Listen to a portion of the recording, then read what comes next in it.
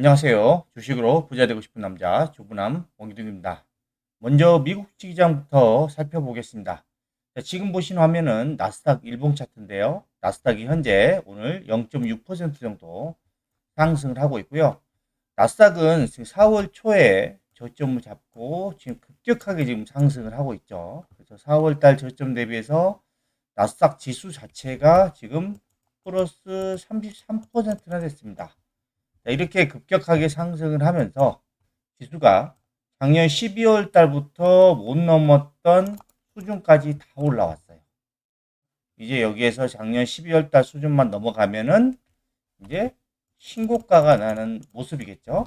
그래서 나스닥의 월봉을 보시면 이렇게 내려왔다가 급격하게 반등을 해주면서 신고가 돌파 직전이다. 시장은 나스닥 시장은 워낙에 강하다라고 보시면 될 것 같고요. S&P 500도 비슷한 상황입니다. S&P 500도 지금 4월 달 저점 잡고 급격하게 상승을 하고 있고 오늘 한 6% 정도 상승을 하고 있고요. S&P 500은 4월 저점 대비해서 거의 지금 24% 정도 나스닥만큼은 아니지만 많이 올랐어요. 그리고 지금 작년 12월 달 저점 고점 부근까지도 거의 다 올라온 모습이죠. 그리고 마찬가지로 월봉 자체도 이렇게 내려왔다가 V자 반등하고 있고 지금 이 12월 달 고점 6147포인트만 넘어가면은 신고가 내는 모습이 나올 것 같습니다. 그리고 필라델피아 반도체 지수도 지금 빠르게 지금 반등을 하면서 4월 저점 대비해서 무려 지수 자체가 56%나 올랐습니다. 거의 신고가 돌파 직전. 마지막으로 다우존스 같은 경우에는 뭐 나스닥이나 S&P 500이나 이런 필라델피아 반도체 지수에 비해서 약한 모습이긴 하지만 그래도 꾸역꾸역 조금씩 올라가고 있는 모습입니다. 아무래도 이제 다우존스 같은 경우에는 이제 블루칩이라 그래서 과거 전통적인 산업들 있잖아요. 이런 것들이 좀 많이 포진되어 있는데 지금은 AI 사이클이란 말이죠. AI 혁명에 관련된 종목들이 지금 주가가 잘 가고 있고 그래서 그에 관련된 시장이 잘 가고 있는데 가장 이 대표적인 게 나스닥하고 필라델피아 반도체 지수죠. 여기가 가장 세게 올라가고 있다라고 보시면 될 것 같습니다. 그리고 우리나라 증시 한번 보겠습니다. 자, 코스피 지수인데요. 코스피 지수가 지금 미친 것 같습니다. 4월 저점 대비해서 코스피 지수가 지금 30% 상승했어요. 이게 거의 나스닥하고 유사하게 상승을 했죠. 4월 달 저점 잡고 이렇게 좀 반등을 하다가 이 전고점 부근까지 왔다가 지금 6월 달에 지금 대통령 선거가 끝났죠. 이재명 대통령님이 당선되면서 끝났습니다. 그리고 나서 랠리가 또 나오고 있습니다. 아마 지금 우리가 지금 몇 개월 동안 가지고 있었던 이렇게 오랫동안 가지고 있었던 이런 정치 리스크가 사라지면서 시장이 안도감에 랠리를 하고 있는 것 같아요.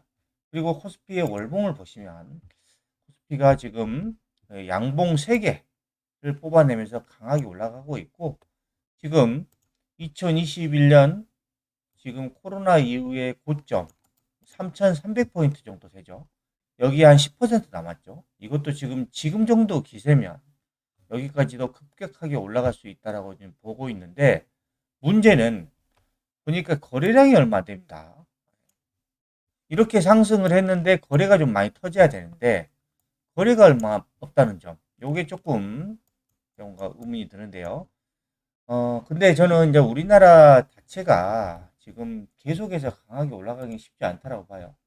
자, 그리고 코스닥도 보시면 코스닥은 지금 올해 4월 저점 대비해가지고 지수가 24% 올랐어요. 거의 코스피랑 비슷하게 올랐죠. 코스피 대비해서 코스닥이 조금 떨어지는 모습이죠. 상승 각도나 이런 것들을 보면. 코스닥고 월봉을 한번 보시면 코스닥은 지금 여전히 지금 지수 자체가 이렇게 하락 추세 있습니다. 코스피 같은 경우에는 하락 추세는 넘어간 것 같아요. 하락 추세는 이렇게 추세 자체는 돌파를 했어요. 지금은 코스닥보다는 코스피의 모습이 훨씬 더 괜찮다라고 보시면 되는데 제가 우리나라의 그 앞으로의 산업 전망이나 이런 경제 성장 그거에서 조금 회의적으로 보는 이유가 뭐 여러 가지가 있죠. 우리나라 뭐 출생률이라든가 그다음에 생산 가능 인구가 계속 줄어든다든가 여러 가지가 있는데, 자, 우리나라의 이제 GDP 성장률을 한번 보시면 우리나라가 코로나 이후에 분기당 거의 뭐 0.5에서 0.8 정도 사이, 이 정도에 계속 성장을 했었습니다. 분기당 보면 중간중간에 좀 안 좋았던 시즌들 빼고, 그리고 어 2024년 1분기에 가장 최근 3년 사이에 가장 높은 1.3%나 성장을 했어요. 근데 지금 2024년 2분기부터 시작을 하면 정말 성장률이 최근에는 마이너스 0.2%, 아마 트럼프 대통령의 이 관세 영향으로 해서 이제 성장률이 확 줄어드는 모습들이 나오고 있고, 그 다음에 자, 2025년 성장률 전망치 변화를 보시면 작년 11월 23일만 하더라도 2.3%, 올해 2월 달만 하더라도 2.3%를 예상을 했는데 그 이후부터 계속 내려갑니다. 성장률. 그래서 지금 5월 달 기준 우리나라의 지금 경제 성장률, GDP 성장률 전망치가 올해 0.8%예요. 0.8%. 이런 상황인데 지수가 계속해서 강하게 올라가기는 어렵다라고 보고 있는 거죠. 그리고 올해가 지금 0.8%고 내년은 좀 회복되지만 1.6%예요. 그러니까 지금 과거에 우리나라가 2021년 코로나 이후에 4.6%까지 성장을 했고, 그 다음에 2021년도에는 2.7%, 그리고 2023년 1.4, 2024년에 2%. 그러니까 평균적으로 거의 19년도 24, 코로나 전에 2.3% 성장했어요. 그러니까 거의 2% 내외는 성장을 해줘야 그나마 지수가 올라갈 가능성이 높은데 지금 내년에도 지금 1.6%입니다. 그래서 이런 그 전망들을 볼 때 우리나라 같은 경우는 지수가 계속해서 미국처럼 강하게 올라가기는 어렵다라고 조금 보고 있고요. 미국은 어떠냐면 미국은 이 분기당 성장률을 보시면 우리나라는 분기당 뭐 0.6, 0.7, 0.8 이런데 미국은 2% 성장해요. 2%. 자, 제일 많을 때 최근에 2023년 3분기 때가 4%나 성장을 했고요. 거의 평균적으로 보면 거의 2에서 3%대를 분기당 성장을 합니다. 그리고 올해 1분기에는 아무래도 트럼프 대통령의 관세 영향으로 해서 미국도 인플레이션이 발생하고 악재가 될 것이다 해서 분기 기준으로 지금 역성장을 했죠. 하지만 이제 미국 같은 경우에는 지금 성장률이 올해 3월달 대비해서는 좀 예측하는 게 줄었지만 2025년도에는 지금 1.4%로 좀 줄었고 2026년도에는 1.6%, 2027년도에는 1.8% 정도로 지금 예상을 하고 있는데 제가 볼 때 올해는 잘 모르겠는데 내년과 내후년은 미국의 강력한 이 AI 사이클로 인해서 생산성이 증가를 하고 그러면서 기업들의 실적이 좋아지면서 저는 이러한 성장률 예상치보다도 더 뛰어 거의 2%대 이상의 미국 성장률이 내년부터 나올 수도 있다라고 조금 보고 있기 때문에 자, 우리나라보다는 여전히 미국에 계속해서 집중할 필요가 있습니다.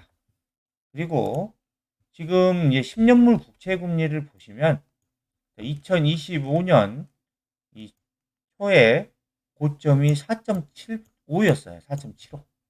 근데 그 최근에 6월 18일 날 열린 FOMC 회의에서 금리를 동결했죠. 그리고 앞으로의 전망을 올해 2번 정도 인하할 것이다. 라고 지금 발표를 했습니다. 그리고 지금 10년물 국채 금리는 거의 4.4 왔다 갔다 하고 있습니다.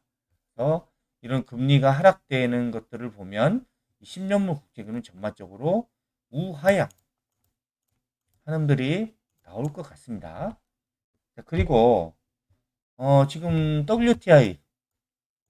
국제유가인데 국제유가가 최근에 급등을 했죠. 급등. 그거는 바로 이스라엘과 이란이 지금 전쟁 여파로 인해서 단기에 급등합니다. 단기에. 중장기로 보면 지금 고점이 계속해서 낮아지면서 국제유가는 하락 추세가 진행되고 있었어요. 여전히 지금도 하락 추세는 맞습니다. 근데 지금 전쟁 여파로 인해서 단기 급등 중이고, 자, 레바논의 친이란, 레바논이 지금 그 기존에 이란에서 밀어줬던 그런 세력이죠. 이 세력의 헤즈볼라가 이란을 지지하고 있죠. 왜? 그동안 이란이 계속 밀어줬거든. 그리고 모든 지원을 제공하겠다고 최근에 좀 밝혔습니다. 요게 지금 아무래도 전쟁이 확산될 가능성이 또 높습니다. 그리고 이제 가장 중요한 부분인데, 트럼프 대통령은 이란의 공격 여부는 2주 이내에 결정하겠다. 지금 당장 이란을 공격할지 말지는 결정 안 한다. 그리고 이란에게 2주 정도의 생각할 시간을 주겠다라고 합니다. 그리고 이런 미국의 개입 여부가 전쟁을 종결할 건지 좀 더 끌고 갈 건지 결정이 될 것 같아요. 근데 저는 뭔가 좋은 방향으로 결정이 나지 않을까 싶기도 하고요. 만약에 좋은 방향으로 결정난다. 그러면 미국 증시는 급격하게 또 상승할 가능성도 높아 보입니다. 자, 그리고 최근에 나왔던 AI 인공지능 관련된 뉴스를 보시면 일본 소프트뱅크 손정희입니다. 손정희 회장님이 지금 TSMC, 대만의 TSMC와 협력을 해가지고 미국 애리조나주에 1조 달러, 우리나라 돈으로 현재 환율 기준 거의 1370조 정도 됩니다. 이 정도 규모의 AI하고 로봇 산업 단지를 구축을 할 거라고 합니다. 자, 이 정도 자금이 어디서 나오는지, 투자자를 구하는지 모르겠지만 어마어마한 또 규모의 이런 그 AI 관련된, 로봇 관련된 투자를 좀 진행을 할 것이다라고 하고, 여기에 이 손상준다도 지금 동참을 했으면 좋겠다라고 보냈다고 합니다. 그래서 지금 미국 같은 경우에는 계속해서 이런 제조업 경쟁력, 이 AI 경쟁력이 계속 좋아지고 있다. 그리고 이쪽으로 엄청난 돈이 몰리고 있다라고 보시면 될 것 같고, 자, 그리고 두 번째로 SK텔레콤은 아마존 웹 서비스 클라우드와 울산광역시 미포 산업단지에 103메가와트 규모의 AI 데이터 센터를 구축하기로 결정했습니다. 최근에 나온 기사죠. 그리고 투자 규모는 7조 원대. 최신 GPU 6만 장, GB 시리즈 같아요. 이걸 수용할 수 있다. 자, 계획은 이건데 지금 GPU를 살려고 하는 사람 많은데, 팔려고 하는 엔비디아는 물량이 없다라고 하죠. 자, 이 물량을 언제까지 소화할 수 있을지는 좀 의문이긴 하지만, 여전히 지금 우리나라도 지금 이런 조단위 좀 투자가 지금 나오고 있다라고 보시면 될 것 같고, 그 다음에 세 번째로 정부는 향후에 5년간 AI 인프라 지원에 약 16조 762억을 투자할 것이다. 드디어 이제 정권이 교체되고 이 폴리티컬 리스크, 이 정치 리스크가 사라지면서 우리나라도 이 AI 쪽에 적극적으로 좀 투자를 하려고 합니다. 그래서 GPU 5만 개를 확보하고 AI 데이터 센터를 건설하겠다라고 합니다. 네. 그리고 네 번째로 한국 IBM에서 이 전 세계 2,000명의 CEO를 대상으로 AI 도입에 관련된 조사 결과를 좀 발표했는데, 전 세계 CEO들은 AI 기술 도입에 적극적으로 의사를 밝혔어요. 근데 국내 CEO들은 신중하게 접근하고 있습니다. 지금 이 빅테크 기업들, 마이크로소프트, 그 다음에 아마존, 그 다음에 구글, 오라클 등 이런 지금 핵심 빅테크 기업들은 미친 듯이 AI 인프라에 투자를 하고 있는데, 지금 우리나라의 CEO들은 왜 신중하게 접근하고 있는지, 지금 신중할 때가 아닌데 지금 투자도 좀 늦었고 빨리 따라가야 되는데 이런 부분 좀 안타깝습니다. 그리고 지금 향후 2년 안에 AI 투자 성장률이 2배 이상 증가할 것이래요. AI 투자는 여전히 계속해서 적극적으로 진행이 될 가능성이 높다라고 좀 보고 있는 거고, 글로벌 CEO의 61%는 AI 에이전트를 적극 도입하겠다. 에이전트가 지금 비서죠, 비서. 내가 2시간, 3시간 걸릴 일은 에이전트를 통하면 몇 분, 몇십 분 만에 끝낼 수 있는 이런 비서입니다. 요거가 지금 그 생산성을 향상시키는 데 많은 도움을 주기 때문에 지금 적극 도입을 하겠다라고 하는 거고, 그리고 현재 글로벌 투자금의 약 20%가 AI에 집중되고 있답니다. 엄청난 금액이죠. 5분의 1이에요.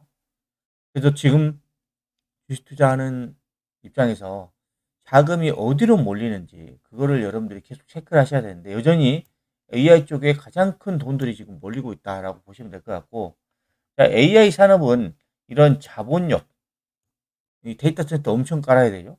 그리고 인프라 중심의 극소수 플레이어 중심으로 지금 변하고 있다. 현재는 뭐 그 데이터 센터는 뭐 압도적이긴 한데 엔비디아 쪽이, 근데 뭐 LLM 라지 랭귀지 언어 쪽에는 뭐 메타도 있고 구글도 있고 테슬라의 그룹도 있고 그다음 오픈 AI다 있고 그다음에 뭐 그 기업에서 이제 파생된 뭐 엔스로픽도 있고 여러 가지 이제 플레이들이 있는데, 아마 앞으로는 이런 자본력도 있어야 되고 그다음에 극소수 플레이어 중심으로 변할 것이다. 지금은 제가 볼 때는 이 LLM 관련해서는 이런 여러 가지 AI 관련된 것들이 지금 춘추전국시되지 않나, 과도기지 않나라고 생각이 됩니다. 그래서 이런 것들 종합을 해보면 여전히 지금 AI 쪽에 조 단위의 엄청난 투자가 진행이 될 것이다. 이런 호재 뉴스들이 계속 나오고 있다라고 보시면 될 것 같고, 그다음 미국의 지금 시가총액 1위부터 10위까지 이런 상위 기업들입니다. 마이크로소프트가 지금 1등입니다. 시가총액이 지금 3.57조 달러. 그리고 2위가 엔비디아로 3.55조 달러입니다. 지금 격차가 얼마 안 나죠? 제가 볼 때는 엔비디아가 곧 다시 따라잡을 가능성이 높다라고 보고 있습니다. 그 다음에 이제 애플은 지금 주가가 좀 지지하면서 3조 달러 아래로 내려왔고, 그 다음에 뭐 아마존, 알파벳, 메타, 브로드컴, 버크셔 해서웨이, 워렌 버핏이 그는 버크셔 해서웨이, 그 다음 테슬라, JP 모건 체이스 금융이죠.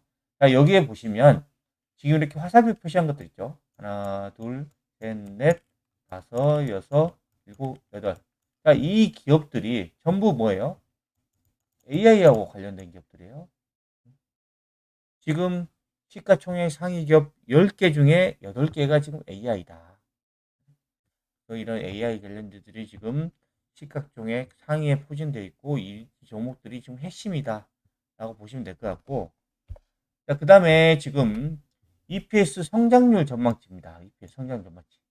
S&P 500을 보시면 작년에는 10% 정도 상승했어요. 주가 잘 갔죠.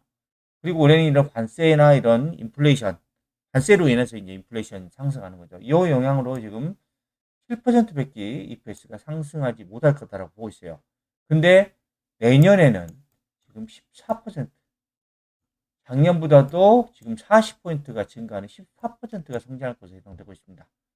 그래서 제가 여러분들에게 미국의 GDP 성장률이 좀 전에 보여드릴 때는 거의 1.6%를 예상을 했는데, 저는 충분히 이런 성장률, EPS 성장률로 인해서 2%가 넘어갈 수도 있다. 충분히 가능성이 높다. 라고 예상을 하는 겁니다.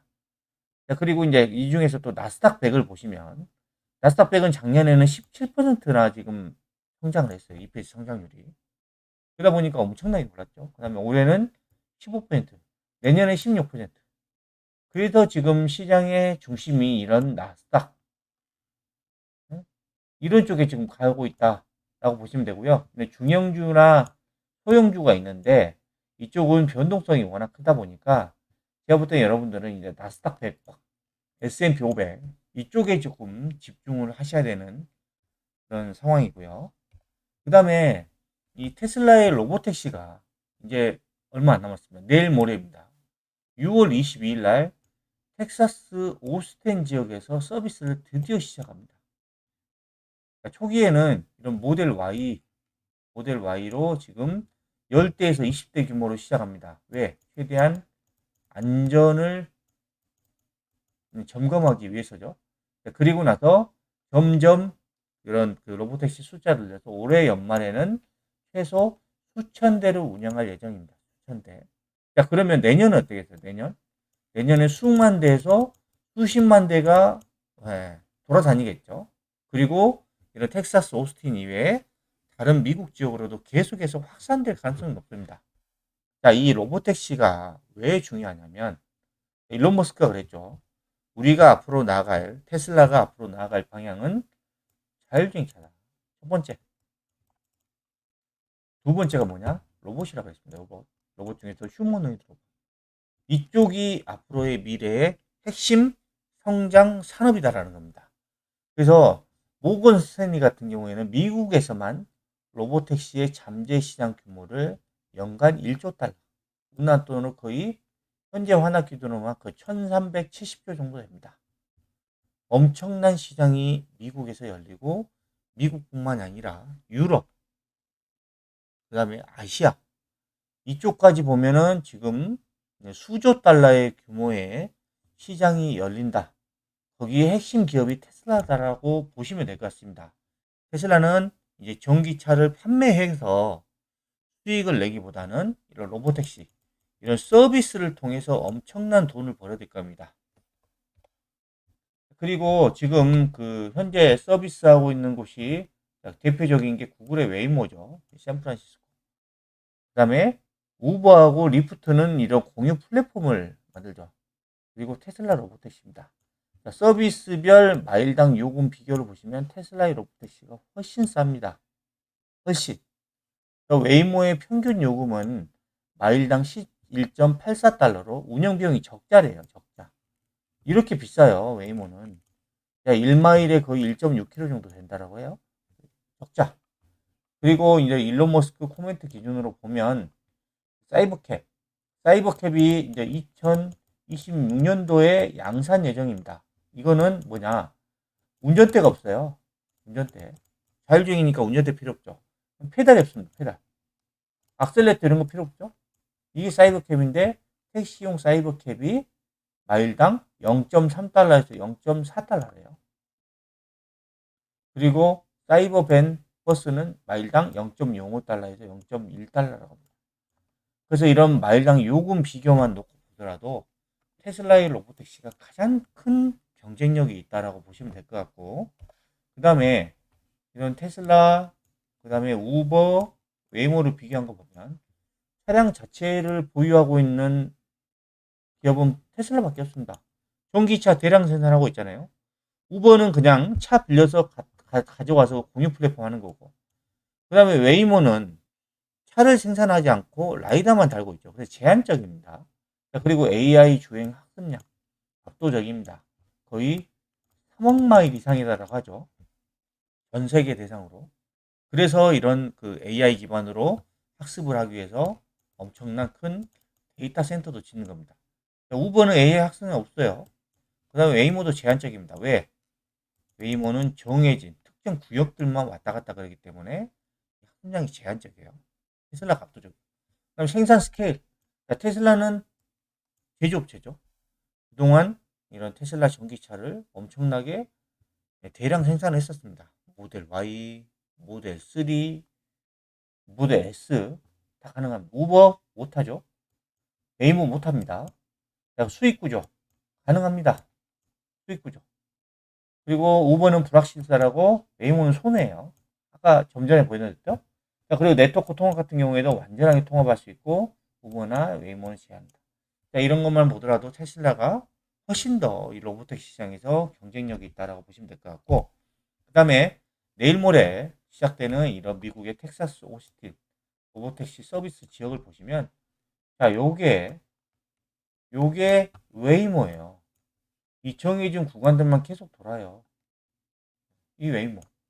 그리고 이 노란색으로 표시된 지역이 바로 테슬라의 로보택시입니다. 로보택시.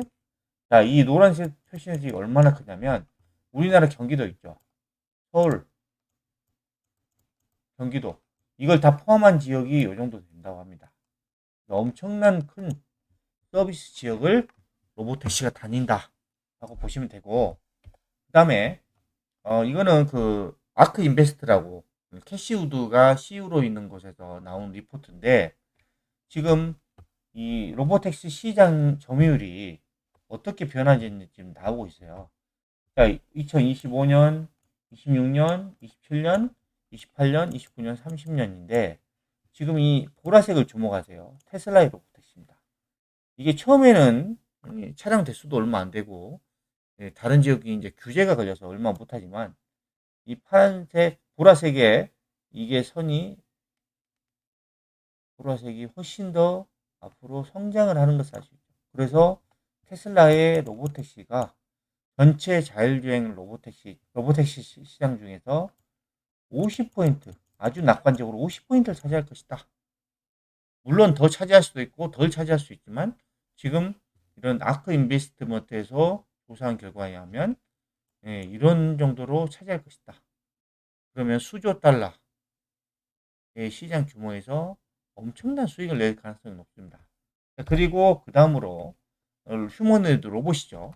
젠슨왕 엔비디아 CEO는 휴머노이드 로봇 산업이 앞으로 50조 달러, 우리나라 돈으로 60경 이상입니다. 60경. 60경. 그래서 테슬라의 옵티머스가 젠슨왕은 기술 발전에 필요한 대량 생산, 기술 규모를 달성하는 최초의 로봇이다. 젠슨왕도 지금 옵티머스 로봇을 극찬하고 있습니다. 가장 먼저 대중화될 가능성이 높고 수조 달러의 규모의 산업을 촉발할 수 있다고 생각한다. 자율주행과 지금 이런 옵티머스, 이게 앞으로의 테슬라의 미래 가치다라고 보시면 될 것 같습니다. 그리고 지금 일론 머스크가 최근에 이제 CNBC하고 인터뷰한 내용을 보시면, 오스틴 이런 그 로보택시 관련해서 첫 주에는 10대로 시작해서 20대, 30대, 40대로 점진적으로 계속 늘릴 것이다. 그리고 몇 달 내에 1000대 정도에 이를 것이다 라고 얘기를 하고 있고, 그 다음에 오스틴 전 지역이 아닌 안전이 확보된 일부 지역에 출시할 것이다. 일단은 안전이 가장 중요하기 때문에, 사고 나면 안 되기 때문에, 그래서 이제 일부 지역, 오스틴 전 지역이 아니고 일부 지역에 출시할 거고, 그 다음에 운전석에 안전 운전자는 없을 것이다. 무감독이다라는 거예요. 무감독, 비감독. 그 다음에 2026년도에는 100만 대의 테슬라 차량이 비감독 FSD로 운행될 것이다. 자, 2026년부터 바로 이 사이버 캡, 아까 말씀드린 운전대하고 페달이 없는 이 사이버 캡이 양산이 됩니다. 그리고 테슬라의 이런 미국 공장, 그 다음에 중국 공장을 통해 가지고 테슬라 브랜드들이 출하가 되면 이쪽으로 또 차를 돌릴 수도 있겠죠. 차를 생산해서 판매가 아니라 서비스로 돌리는 겁니다. 그리고 두 번째로 이제 많은 자동차 제조업체들이 FSD 지금 라이센싱 문의가 있다라고 합니다. 그러니까 지금 자율주행 기술 자체가 워낙 넘사벽이다 보니까 자체 개발하지 않고 테슬라 거 갖다 쓰겠다는 겁니다. 요거 지금 엄청나게 호재죠. 그리고 장기적으로 이론 머스크 가장 중요한 거는 자율주행. 그 다음에 로봇이다. 옵티머스 로봇. 요게 핵심입니다. 요거 관련된 기업들이 여러분들 주목하셔야 돼요. 지금 그래서 이제 테슬라, 그 다음에 이제 엔비디아는 자동차는 안 만들지만 자율주행 플랫폼이 있죠. 그 다음에 로봇은 만들지는 않지만 로봇 플랫폼이 있습니다. 그래서 이제 엔비디아도 여러분들 좀 주목할 필요가 있습니다. 테슬라하고 같이. 그 다음에 지금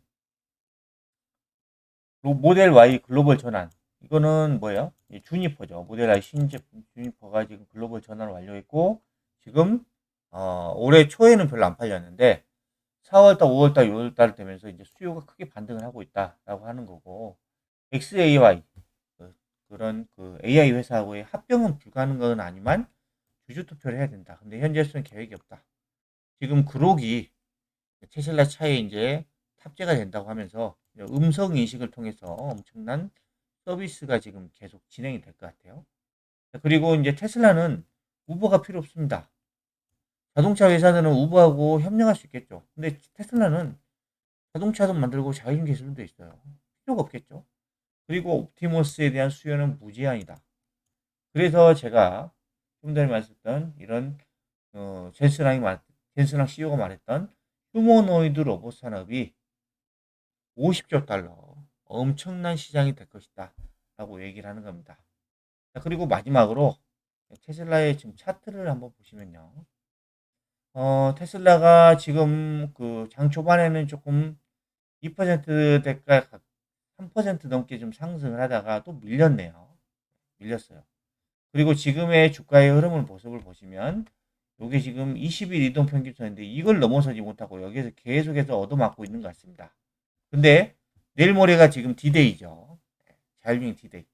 결국에는 올라갈 것이다 라고 보고 있고, 지금 전반적으로 흐름을 보시면 주가가 이렇게 급락 이후에 바닥에서 횡보를 하다가 상승하는 이런 자율주행에 대한 그 기대감, 이런 것들 상승을 하다가 6월 달에 크게 얻어맞았죠. 요게 이제 트럼프 대통령과의 불화 얻어맞고 반등 이후에 이제 옆으로 이제 눌림목이 나오고 있습니다. 그리고 지금 현재 테슬라 같은 경우에는 주가가 작년 12월 달 고점 대비해서 마이너스 34%까지 빠진 상태예요. 그리고 이제 월봉을 보시면 2021년 고점을 2024년 12월 달, 2024년 12월 달 넘어섰어요. 여기에서 신고가를 냅니다. 그리고 나서 이제 관세행이 나서 급락이 났다가 지금 반등하는 모습인데, 지금 앞으로 지금 당장 있을 가장 큰 호재죠. 자율주행. 이런 로보택시가 테슬라의 주가를 엄청나게 끌어올릴 겁니다. 그리고 지금 모델 Y 신제품 주니퍼 지금 판매량이 엄청나게 늘어나고 있습니다. 제가 볼 때는 앞으로 이런 자율주행이 가능한 차를 이런 운전자들이 살 것 같아요. 그냥 차가 예뻐서 사는 게 아니라 자율주행이 되냐 안 되냐를 따지고 이런 차를 구매할 것 같습니다. 그리고 두 번째로 계속 말씀드리는 옵티머스 로봇. 요게 지금 테슬라의 가장 큰 성장 동력이다. 그리고 현재는 주가가 공매도 세력이니 뭐 저항 세력 때문에 지금 못 가고 있지만 저는 이제 퀀텀 점프할 때가 얼마 남지 않았다 하고 보고 있습니다. 올해는 평년보다 장마가 더 일찍 시작됐는데요. 비 피해 없길 바라겠습니다. 주말에는 가족들과 행복한 시간 보내시기 바랍니다. 지금까지 6월 22일 내일 모레 테슬라 로보택시 서비스가 시작되고 미국에서 이제 1300조 시장이 열린다는 내용을 설명해 드렸는데요. 영상이 마음에 드셨다면 구독, 좋아요, 알림 설정 부탁드립니다.